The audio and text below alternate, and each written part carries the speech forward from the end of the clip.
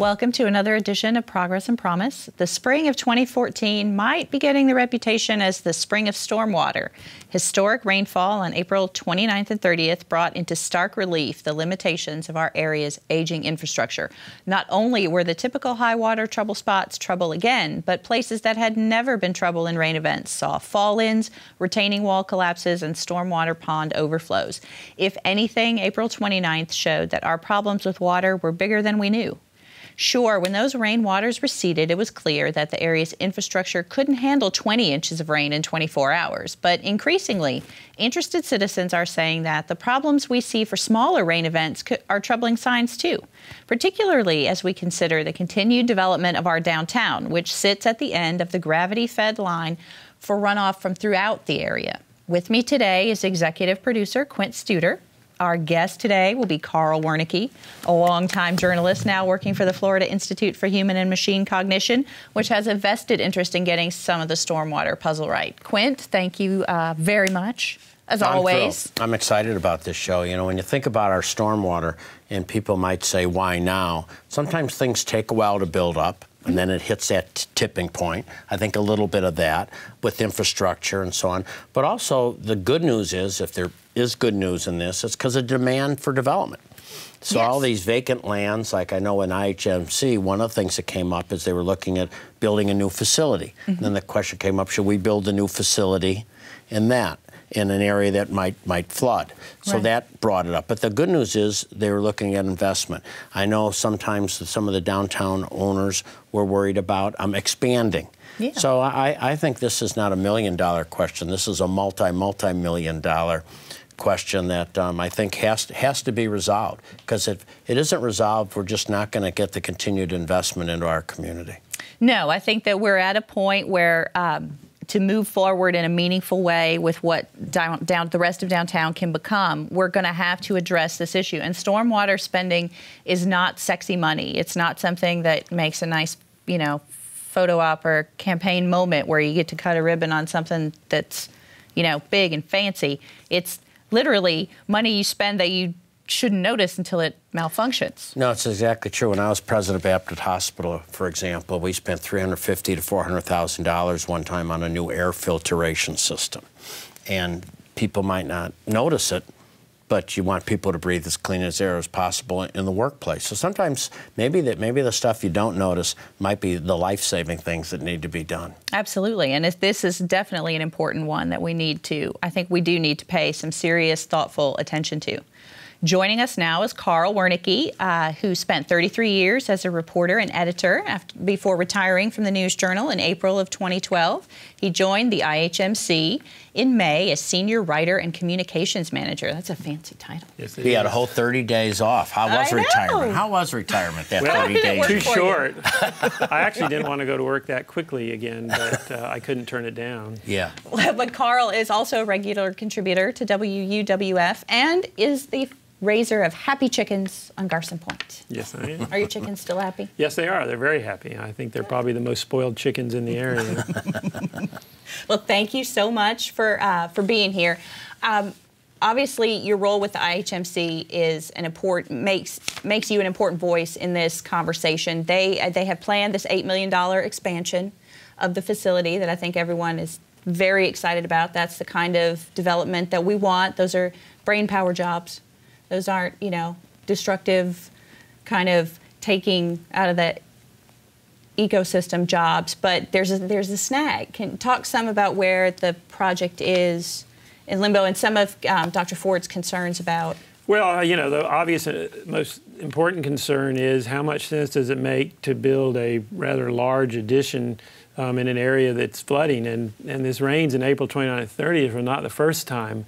I think just a year or two before, just a heavy rain had come and a bunch of cars in the parking lot were flooded while people were inside listening to the evening lecture, and a number of cars were destroyed because of that, because of the flooding. But it raises all kinds of problems. For instance, you know, we immediately started looking at some engineering solutions to the building, mainly raising it higher. It created all kinds of problems. Among other things, just the broader footprint it would take to bring the building up would throw more water out into the neighborhoods. Aragon, of course, had drainage problems from the flood. We didn't feel like it would be good neighbors to create more of a problem. It's complicated because, you know, when you think you're doing the right thing by elevating the building, you sometimes are inadvertently making it worse. Yeah, and we just believe, I mean, we're in the core of downtown. You know, we're surrounded by expensive real estate, a lot of very nice homes, a lot of businesses. I mean, we're within walking distance of everything downtown. And for us to flood so easily indicates how serious the problem is throughout that area of downtown. Absolutely. Well, I know from someone who invests in downtown, and I don't want people to think, well, gee, we don't live downtown, so even though they might not, what issue is it of ours? Well, first of all, it's where do you get the water from? Yeah. So actually, much of the water comes from the northern part of the county, which goes into downtown. It's like if I live in a neighborhood and I was taking my water and dumping it in my neighbor's lot, eventually I could say, well, that's not my issue. So in essence, it's the whole entire county's issue, because that's where the water comes from.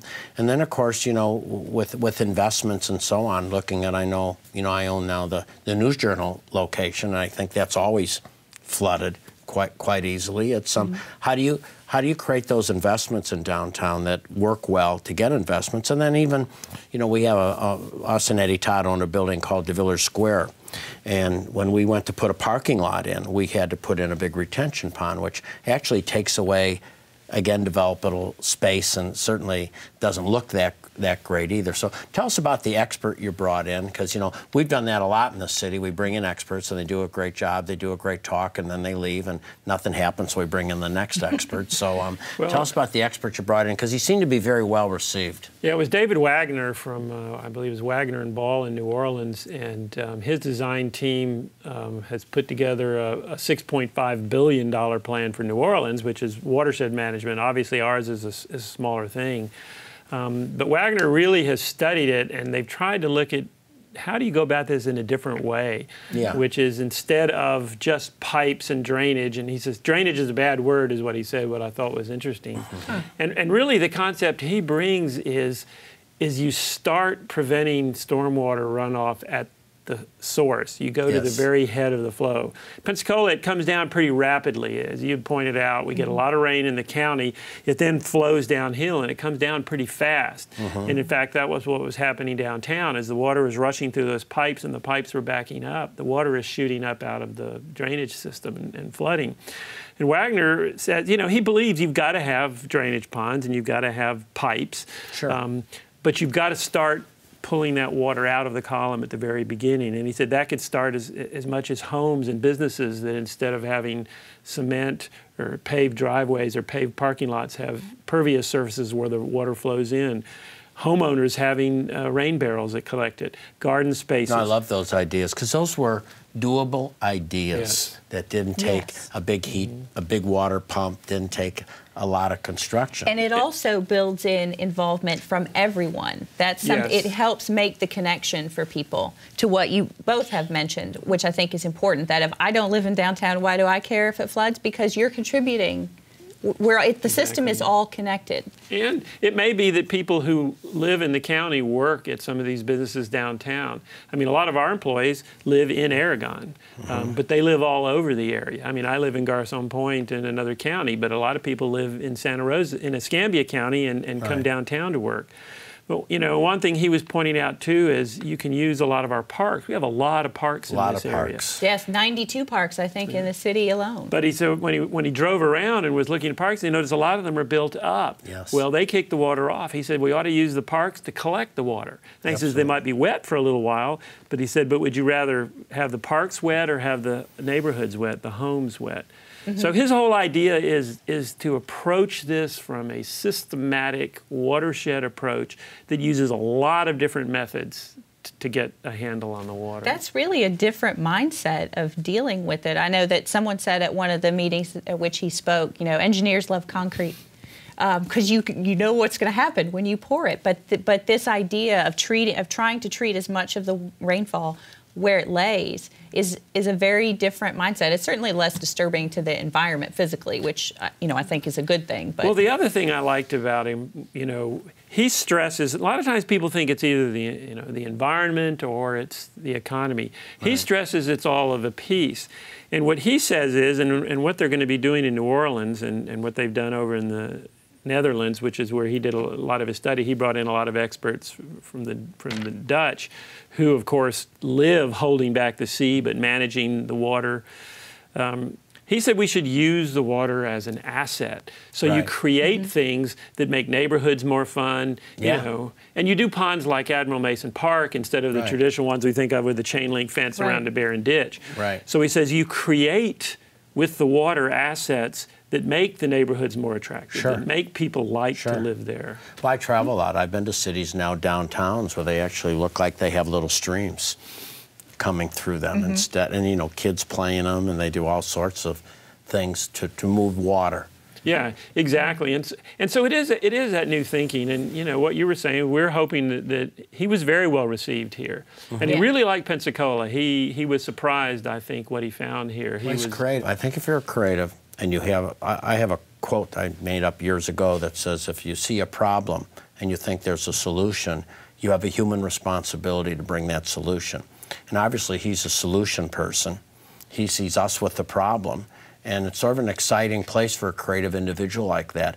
And to use a unique way, which also, there's probably some people won't like this, but, sometimes if you build things, you pay a lot of vendors and a lot of people to build those things. And this seems like a multiple tiered approach, but I think it's exciting. I mean, I think it's got me looking at, well, if you put a parking lot in, instead of just putting a big blacktop parking lot, are there different ways to do that for drainage? And that's sort of a lot of what we're talking about. Well, there are a lot of interesting things. I know at the meeting at the Civic Center, for instance, and people raise the issue, if you just look at downtown, which is now it's kind of at the bottom end, but you can do things. There are 7 acres of parking lots surrounding the Civic Center, all paved. If you started converting that into pervious surface. For the listeners, tell us what pervious is. It allows the water to soak in. Impervious is your typical asphalt. So what would pervious material be? There are a lot of different things. They have some different materials they make that looks, I think, a lot like cement, but it allows the water to pour through. They also have like paving blocks that have a structure that will support a car, but it's in between. You fill it with sand or gravel. No, I've seen those. Whatever. I've seen those when I'm sure there are other ones too. So it's something that allows the water to come through, but still strong enough to accomplish the goal. Exactly. It's an effective parking lot, but the water will now flow into it.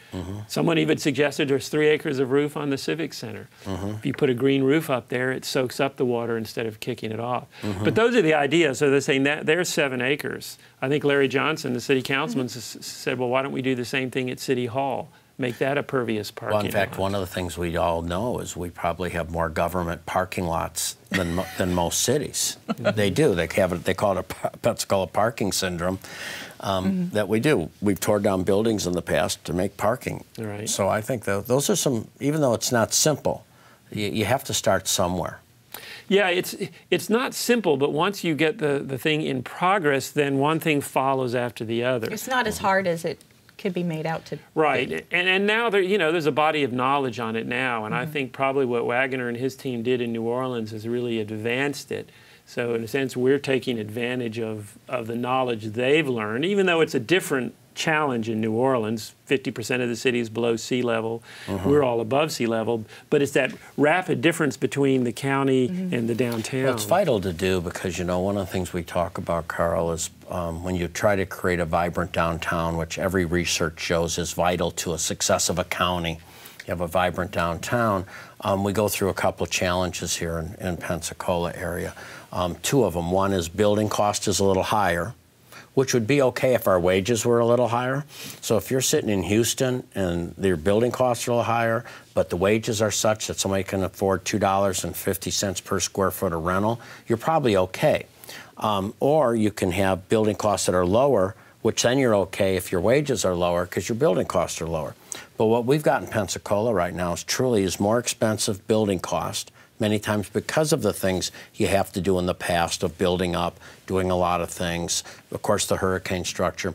As we're talking about at the Studer Institute, our study showing that our wages have slipped compared to the rest of the state. So I think creating up with creative ways, which allows somebody to invest, but not invest in a way where your building costs are so expensive that you can't do a project or you can't make it affordable for people to live in. And I'm sure for your $8 million or so at IHC, you want to get the most bang for the buck, per se, because you bring in jobs that every city would desperately, desperately want. Well, what you were saying, Ken Ford has for years, the reason IHMC is where IHMC is because he believes downtown Pensacola is one of his best recruiting. I met Ray Gindros through Ken Ford, who we brought in to do a lot of the downtown. The young people who seem to predominantly make up our workforce, they love to be able to walk, to ride their bikes, to be able to go down the street to a coffee shop, to have numerous restaurants available for lunch.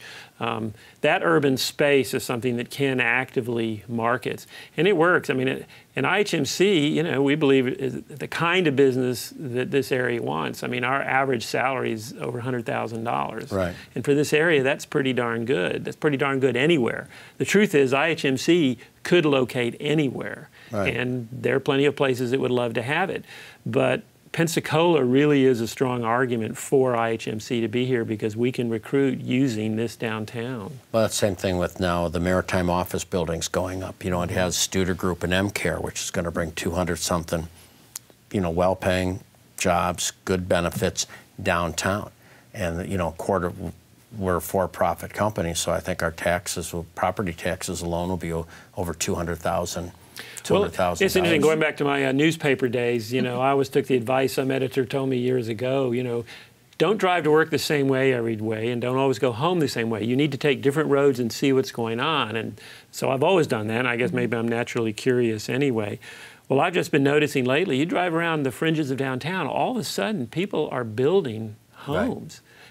They're buying up lots, yes, and homes are going up on these lots. It's and that's really the key right now. It really, truly is for the long-term success of downtown, is attracting residential, because we've had a lot of people that have invested in businesses and so on, and they've done it feeling that it's moving in the right direction. That's Ken Ford, who really deserves great credit for this, because he was a real trailblazer way before me, seeing the vision of what that could be. And we used to talk when the Maritime Park project was going on about the need to create other amenities for people to enjoy. So he's been a trailblazer, and now we're seeing more people follow. Well, and of course, what follows from that, though, is each of these homes that are being built, these are all vacant lots right now, basically right. Grass. If rain falls and it soaks in, well, one by one, they're filling in. So it becomes even more important to get your system in place for handling the stormwater, because as we develop, and particularly as downtown develops, it's only going to get worse in terms of the surfaces being covered and the stormwater being thrown off. Right. We have that. It's out for RFP right now. The design portion of hopefully what the tenant will be in the technology campus, which is right there up the street from you all, next to the Civic Center. It's been empty for 5 or 6 however long years, it's been however open. long it's been there. And to get to your point, that's grass now, which is great. And we want it developed. It's not like we want, I don't want people to have the impression that it's like, no, don't build anything, because that's not what you want. But it needs to be thoughtful, and that's not something that our elected officials collectively have excelled at, being thoughtful and cooperative together. Well, and also I think for people, you have to be willing to let people go up. And I think that's a big change. One of the challenges we've had with height restrictions is you couldn't go up. Right. So, for example, our building had to be 4 stories because we could only go up so many square feet. We could have went up farther and taken less land. But see, in the city right now, there's height restrictions at times. So I think you've got to look at vertical growth takes up less space, takes up less ground. So we've got to be very, very creative about that. Well, Carl, let me ask you something. You've been in Pensacola a long time. You were at the News Journal a long time. You had your 30-day retirement, and then you're back of IHMC. And one that you have a great reputation of someone that studies the topic and so on. Well, but we've seen people come into this town before. We've seen experts come in, and we've seen sizzle and a lot of excitement. Task Force, we should go to Task Force Anonymous here in this town. But now tell us, how much confidence do you have? That's my first question. And number 2, for us to really pull this off, what do the people, what do we need to do? to make this a reality? Well, I really think they understand the problem. You know, we had a meeting early on at HMC, and I think the people that respond, they were all serious, significant, long-time downtown investors. People like Bill Dollarhide, you know, one of the foundational retail merchants on Palafox. Ed Carson, who's a builder who's got a lot of property downtown, built those really nice buildings just down the street from us. He's the owner rep for the Y, the new Y going up, so he gets that. So the people were all serious, and I think both the city council, the mayor, and the county commissioners heard what was being said. I think they understand it. Now the question is, well, how does that translate into action? And one thing David Wagner said really struck me. Of everything he said what was most important was not the engineering to solve the problem, it's what direction are the engineers given. And that's what's going to be key for a stormwater task force or whoever comes together. Right.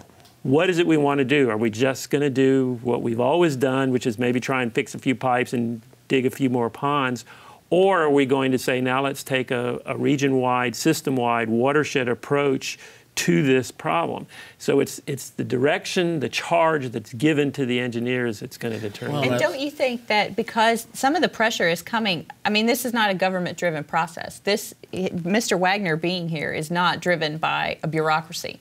That's the local business community, the citizenry, in the form of Mr. Ford, obviously, Dr. Ford, but pushing for something to happen. That's a constituent. I think that's a positive difference that gives me some hope that we might see action. What I like is I think of this. I've got skin cancer that pops up on my face, and I could put some things on it. I could cover it up.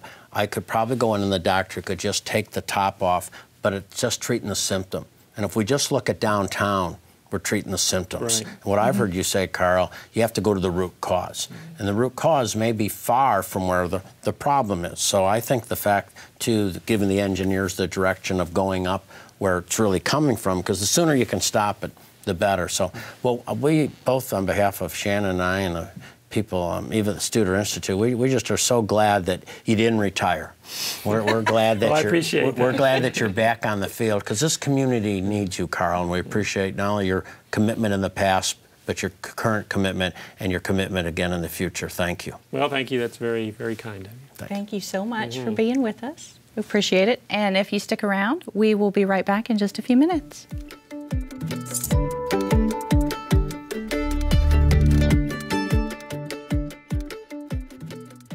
David Wagner gave Pensacola a lot to chew on. How much of his philosophy of stormwater management in a greener manner we will ultimately swallow remains to be seen. But you can't say the case hasn't been made, especially the idea that we can't build for our future until we respect the past. For a place that loves the past as deeply and fervently as Pensacola does, this remains a sticky wicket. For example, it should come as no surprise that gravity drives stormwater runoff toward downtown. Water, like many things, flows downhill, after all.